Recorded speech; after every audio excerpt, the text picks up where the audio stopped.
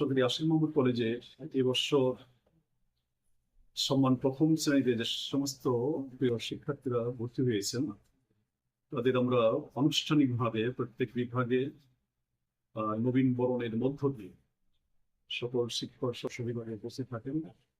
সেখানে তাদের এই অনার্স কোর্স চলাকালীন সময়ে তাদের কিভাবে পড়াশোনা করবেন, কিভাবে তাদের লক্ষ্যে পৌঁছবে এ ব্যাপারে শিক্ষকরা দিক নির্দেশনামূলক বক্তব্য দিচ্ছেন এবং প্রত্যেকটা বিভাগ অত্যন্ত চমৎকার ভাবে এই আয়োজন করতেছেন।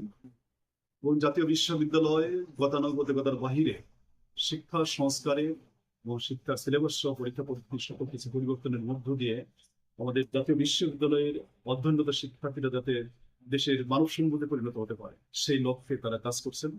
এবং তারই অংশ হিসেবে আমরা জাতীয় বিশ্ববিদ্যালয়ের নির্দেশনা মোতাবেক আমরা সেই নির্দেশনাগুলো জাতীয় বিশ্ববিদ্যালয়ের অনার্স প্রথম বর্ষে যারা ভর্তি তারা কিন্তু জানিয়ে দিচ্ছি।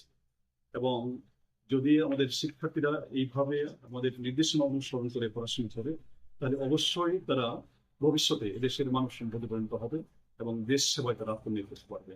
এই লক্ষ্য নিয়ে আমরা প্রত্যেকটা বিভাগ এই নবীন বরণের আয়োজন করতেছি এবং আমরা সেই নির্দেশনাগুলো দিচ্ছি।